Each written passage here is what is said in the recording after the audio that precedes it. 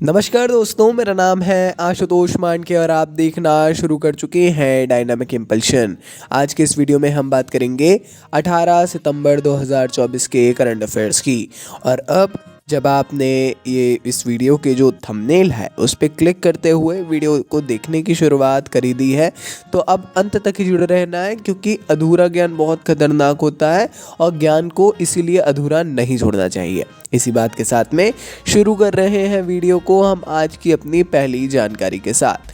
पहली जानकारी, 8वें भारत जल सप्ताह 2024 का उद्घाटन भारत मंडपम में राष्ट्रपति द्रौपदी मुर्मू के द्वारा किया जाएगा। देखिए, आयोजन का विषय है समावेशी जल विकास और प्रबंधन के लिए साझेदारी और सहयोग। इस आयोजन में 40 देशों के 200 विदेशी प्रतिनिधियों सहित लगभग 4000 प्रतिनिधि भाग लेंगे। विशेष जानकारी है क्यों? देखिए, आप देखेंगे ये जो जल सप्ताह है ये 8वां संस्करण है। इसके पहले 7 बार हो चुका है ना। एक तो ये है, राष्ट्रपति महोदया करने वाली है। आपके ज़िले से भी कोई ना कोई हो सकता है इसमें भाग ले रहा हो, आपके प्रदेश से जाहिर तौर पर ले रहे होंगे, विभिन्न जगहों से, विशेष तौर पर मेरा जो ज़िला है वहाँ से भी लिया जा रहा है, अन्य ज़िलों से भी लिया जा रहा है, मेरे प्रदेश से जाहिर तौर पर लिया जा रहा है। तो ये एक इम्पॉर्टेंट है, ये आपको सोचना है लिया जा रहा है या नहीं, और जानकारी इकट्ठी करने का प्रयास करना है। आगे बढ़ते हैं।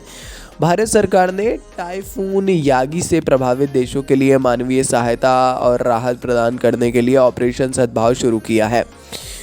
शायद अगर आपको इसकी जानकारी है, वैसे तो होना ही चाहिए, बहुत ज़रूरी है ये भी। टाइफून यागी जो है ये बहुत सारे देशों को प्रभावित कर चुका है, और जहाँ जहाँ प्रभावित हुए हैं उनको हम भी अपनी तरफ से कुछ ह्यूमैनिटेरियन सर्विसेज प्रोवाइड कर सकें, भारत कर सके, इसके लिए एक विशेष प्रोग्राम ऑपरेशन सद्भाव को शुरू किया गया है। यह तूफान प्रभावित देशों के साथ एकजुटता व्यक्त करेगा। भारत, म्यांमार, वियतनाम और लाओस को ये सहायता भेजेगा, जो है ना।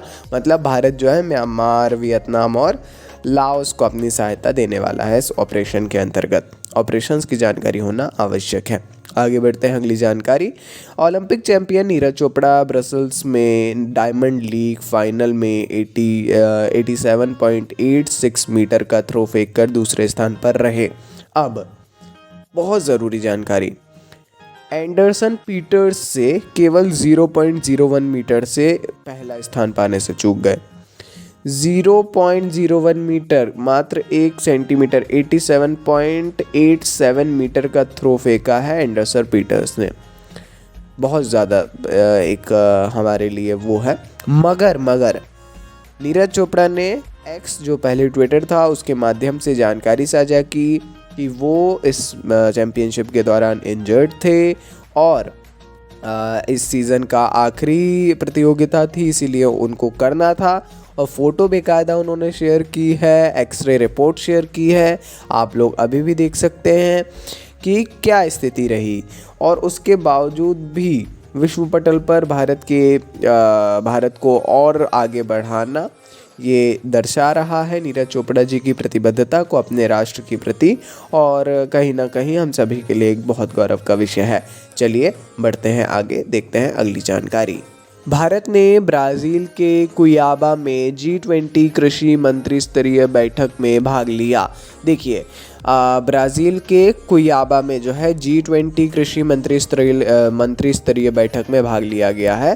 ठीक है, कहाँ हुआ है? ब्राज़ील में। कृषि और किसान कल्याण राज्य मंत्री रामनाथ ठाकुर के नेतृत्व में भारतीय प्रतिनिधिमंडल ने कृषि सहयोग बढ़ाने और बाजार पहुंच के मुद्दों को संबोधित करने के लिए कई वैश्विक भागीदारों के साथ द्विपक्षीय चर्चा की।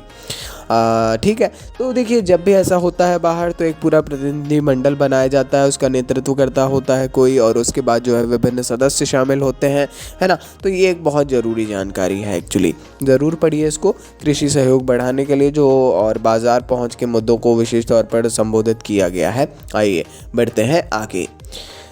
Kalvari submarine escape training facility को विशाखापट्टनम के INS सातवाहन में पूर्वी नौसेना कमान के flag officer commanding in chief vice admiral Rajesh Pendharkar द्वारा कमीशन किया गया था। हाल ही में, मतलब कमीशन किया गया है।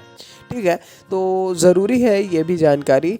Kalvari submarine escape training facility, ज़रूर इसके बारे में सुन लीजिएगा, थोड़ा पढ़ लीजिएगा। थोड़ा पढ़ लेंगे तो मेरे ख्याल से वो एक आपके लिए काफ़ी सहूलियत हो जाएगी, एक आसानी हो जाएगी काफ़ी ज़्यादा कि किस प्रकार से अगर आ जाता है ये सिस्टम के बारे में, फैसिलिटी के बारे में, तो थोड़ा आप कुछ ना कुछ वो करके कर सकते हैं, है ना।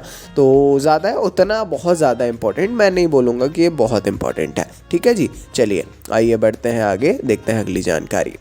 भारत का निजी क्षेत्र का bank HDFC corporate social responsibility परिवर्तन के हिस्से के रूप में 2025 तक 60,000 सालाना से कम कमाने वाले 5 लाख सीमांत किसानों की आय बढ़ाना चाहता है।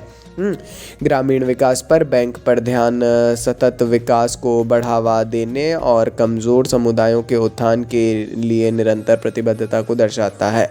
ठीक है, तो ये जो भारत का निजी क्षेत्र का बैंक है HDFC कॉरपोरेट सोशल रिस्पॉन्सिबिलिटी, ये नाम याद रखना है आपको। HDFC तो है ही, परंतु कॉरपोरेट सोशल रिस्पॉन्सिबिलिटी भी ध्यान में रखना है। जो परिवर्तन है थोड़ा सा पढ़ लीजिए, ये भी बहुत ज़्यादा बहुत ऐसे इंपॉर्टेंट नहीं है। देखिए, जब भी हम कहते हैं बहुत ज़्यादा इंपॉर्टेंट नहीं है तो आप लोग बिल्कुल ऐसा मत समझ लीजिएगा कि मतलब पढ़ना ही नहीं है। देखिए, वीडियो में लिया जा रहा है गिनी चुनी जानकारियों में, मतलब इम्पॉर्टेंट है, मगर अन्य की तुलना में ऐसा नहीं है कि बहुत इम्पॉर्टेंट है। ठीक है, समझ में आ गया होगा आपको मैं क्या कहना चाह रहा हूँ। चलिए, ये थी आज के इस वीडियो की अंतिम जानकारी। हमने पर्याप्त जानकारियों को एकत्रित करके आप तक पहुँचाने का एक प्रयास किया। अब आपकी जिम्मेदारी है कि आप उसको और अच्छे से पढ़ें, फैक्ट को जानें। अपन मिलता है ऐसी ढेर सारी जानकारियों के साथ। नमस्कार, डायनामिक इम्पल्शन।